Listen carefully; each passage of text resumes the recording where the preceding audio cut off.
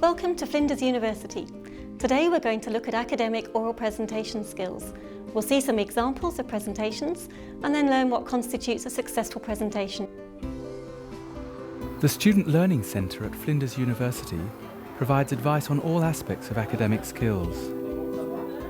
Here we're going to watch two different talks and learn what features are important for a good academic presentation.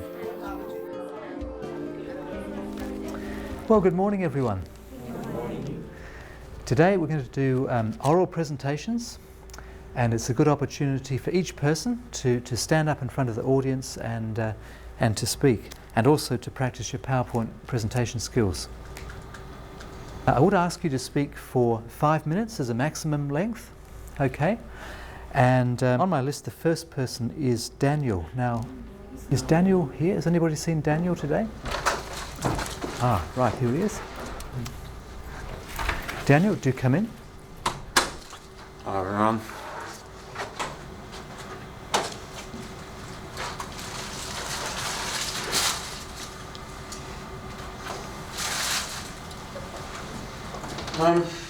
Hi everyone.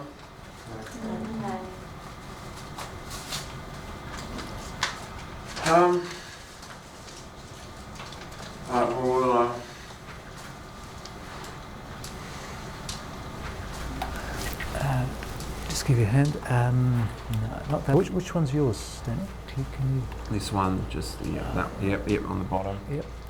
Right. Well, sorry. It's probably not going to be probably not going to be very good presentation. I ate my notes, and I had to write it again at 3, and my printer broke down, and it was a mess. But I will get started. The French Revolution was in 1789. You can see that here. Though there's an X where the 8 is, I wasn't sure when I did the slide. Yeah, I've got a handout, if you bear with me. So I've only got 3. Well, it's kind of 2.5, but it's got some stuff on it you could read anyway. So once you're done, if you could just pass that on to the next person, that'd be great. Alright. The Bolshevik Revolution was in Bolsheva somewhere. I think that might have been a lake, might have been near Lake Bolsheva. Anyway, the French Revolution of 1789 and the Bolshevik Revolution were both affected significantly by certain ideals. The question of the extent to which the ideals involved became implemented is of great importance because the answer says a great deal about the nature of the revolutions involved. So we all got that? Alright, this next one is one to help you understand French and Russians a little bit better. You can see the slides. Oh, yep. This guy here is a French guy. You could tell because he's got a curly long moustache, as they wear in France. This is a Russian guy. Well, kind of, not really, but he looks like he might have been to Russia once. And some flags. They look the same. And the kangaroo. He's got a helmet on in case he bumps into a wall. Do you have a tape recorder? I'm sorry, Daniel. No, we haven't. Because I've got some French music played by a Russian guy. But Oh, right. No, I really can't help you there. Sorry, Daniel. it's alright. In the French Revolution, they had these guys, right, called the philosophes. So this declaration, right, which gave them heaps of freedom, which I thought was a good deal, because everyone loves a bit of freedom to do what they want to do.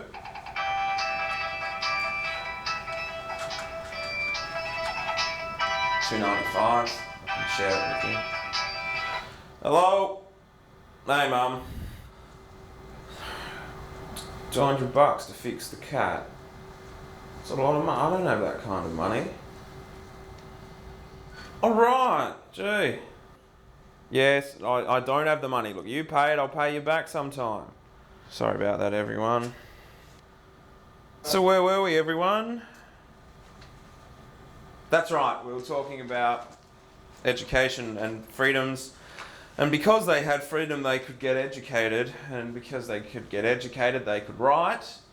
And because they could write, they wrote themselves a constitution. So it turned out to be pretty handy for them all. And they had rights of property and security and stuff like that. And they had public education, which is the education of the public by 1795. So the Bolsheviks used Marx and Engels and Lenin. So that's their three guys.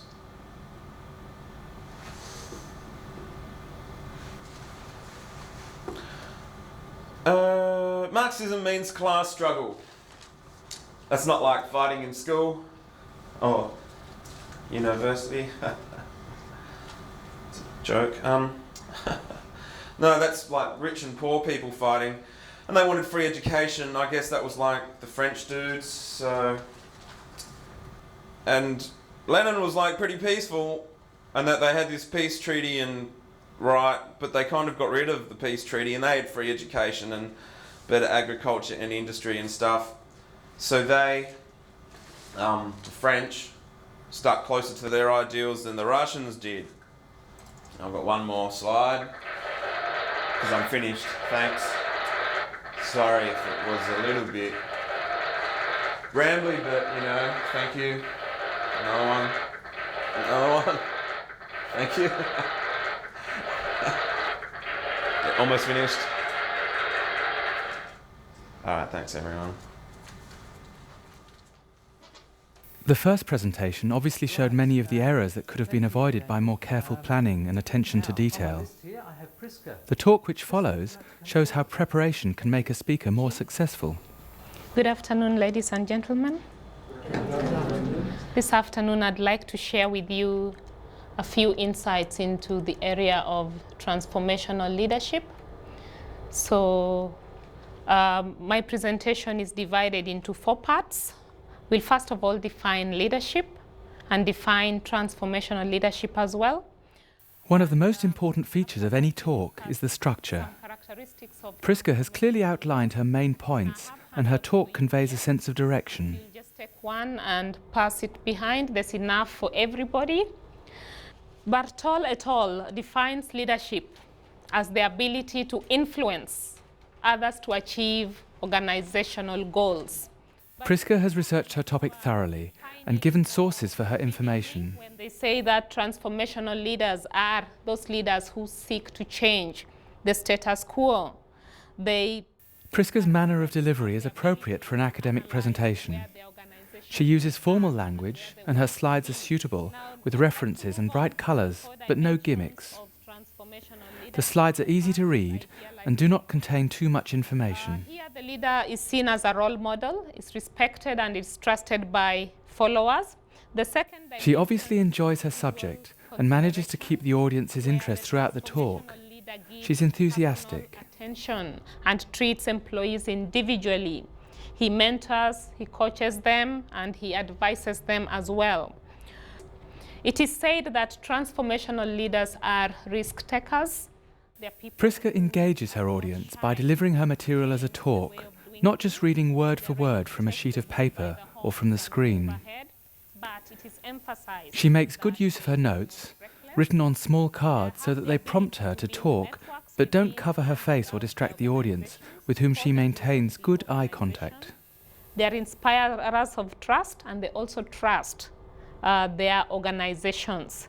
And all Priska's material is related to her topic, and she makes it relevant to the audience too by referring to real-life situations. Now, all that has resulted into high staff morale, improved service delivery, and of course, a satisfied client, and we are happy now to be known as the teachers. Priska has been in control throughout her presentation.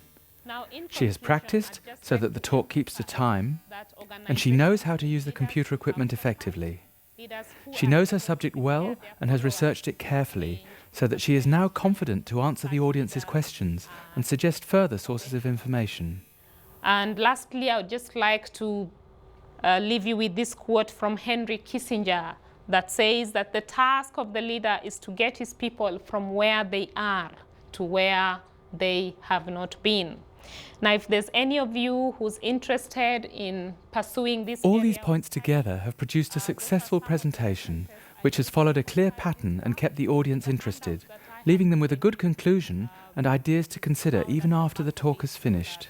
you can refer to it. Priska is prepared, and that has made all the difference.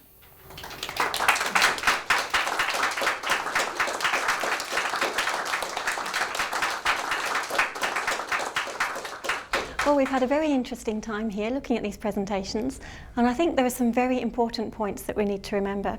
When you're doing a presentation, you really need to understand your topic and be prepared to answer questions on it. Then you need to consider how you're going to transform that topic into an actual presentation.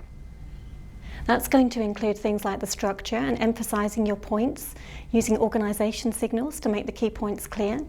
You need to make sure that you don't just read your presentation either from the slides or from a handout, but actually use perhaps little cue cards which you'll number just in case you drop them. You also need to make sure that you're familiar with the equipment. Don't turn up and expect everything to be there if you haven't prepared it beforehand. Everything that you use in your talk needs to be relevant. Everything on the slides and the overheads and on the handouts.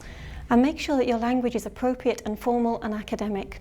Remember that you're giving an academic presentation. Make sure that you also stick to the time limit. There's nothing worse than going way over time and just rambling on. And especially make sure that you turn off your mobile phone and avoid gimmicks generally. I hope these have given you some good ideas for your own presentations.